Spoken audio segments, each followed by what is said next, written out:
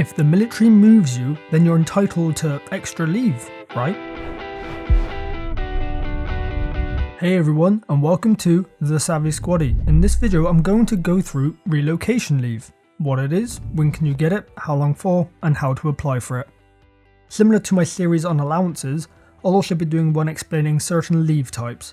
I've already had a number of requests to cover shared parental leave, so that will be a topic I will cover in the future. If you have any suggestions, then let me know in the comments below. So firstly, what is relocation leave? Well, let's take it straight from JSP 760. It's an authorised period of absence granted to service personnel on assignment between or within theatres, or from one overseas location to another overseas location. It is granted to facilitate the setting in/relocation process for personnel and their dependents. Fairly self-explanatory, I think. If the military requires you to move to a location due to an assignment, then you get some leave to help with the process. Now, there are two types of moves, Inter-Theatre and Intra-Theatre, and depending on which one you get will depend on the number of relocation days you will receive. Inter-Theatre is a move from one overseas location to another on permanent assignment. With this type, you will be granted 10 working days of relocation leave. The other type, intra-theatre moves, are a change of location on permanent assignment within the same country. For this type, relocation leave comes in at 5 working days. This can be extended to 10 by the CO if required. One to note, let's say you're in a relationship with someone who is serving and you live in SFA, which is in their name.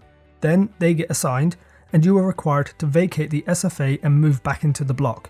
In this case, you are entitled to 1 day of relocation leave. This can be extended to 5 so you are able to help your partner with the move, but this has to be granted by the CO and is not a given. Also, a permanent assignment is any period exceeding 182 days or just over 6 months. So if you happen to have a career course, which is over 6 months, you could move your family with you. This is often what the officers do when they go off to Shrivenham. So if I have an assignment order, then I can take relocation leave? Short answer is, it depends. There are both qualifying and non-qualifying moves. Put simply, qualifying moves are those that necessitate a location move and therefore a change of accommodation due to an assignment order. However, let's say you were living in SSSA due to non-availability of SLA at your unit. Then when a room becomes available to you, you have to move into it. Even though the move is within the same unit, you are entitled to 1 day of relocation leave. When it comes to non-qualifying ones, there is something to say about moves within the same unit.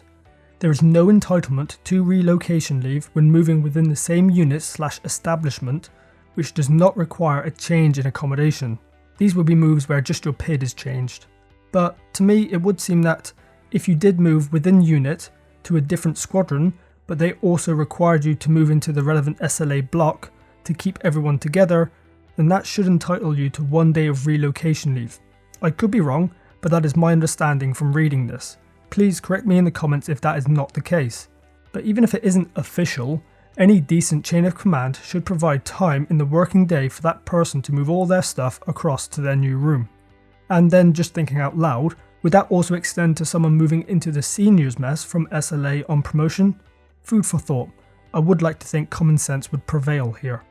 Relocation leave is not available for reservists. And as you would expect, the needs of the service do come first. If you find yourself unable to take the allotted amount, then the CO of the gaining unit can allow it to be deferred.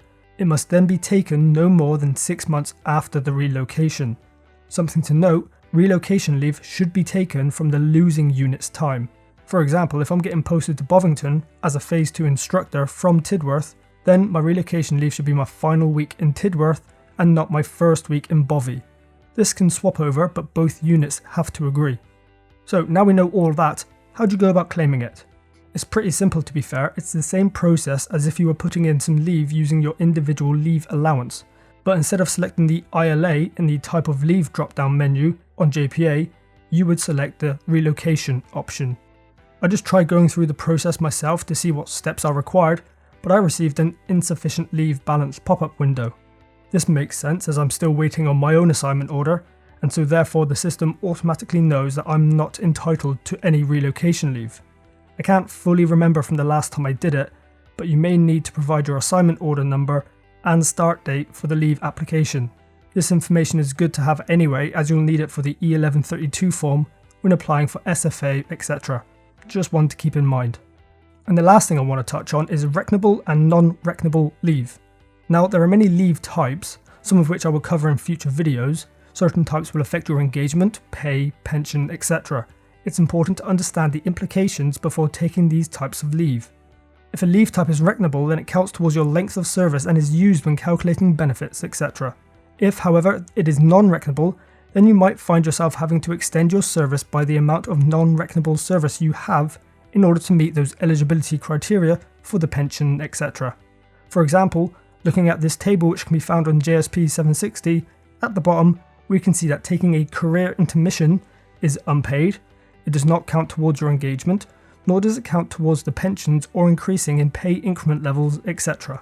This would mean that if Joe took a 2-month career intermission to complete a self-funded exped, he might have to extend his service by an extra 2 months at the end in order to reach that 2040 EDP point from his pension. If you are unsure what that is, I will link a video below where I explain it. Anyway, if we look towards the top of the table, we can see that relocation leave ticks yes in all instances, so there's nothing to worry about. Taking relocation leave does not affect your engagement, pay, pension or anything like that in any way.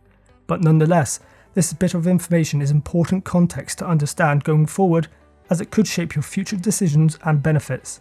Some quick examples of leave types which can affect certain aspects, mainly pension, are additional maternity leave, that's week 40 to 52, shared paternity leave during the same time period, parental leave, which is different to paternity and maternity leave, being AWOL and being in collie.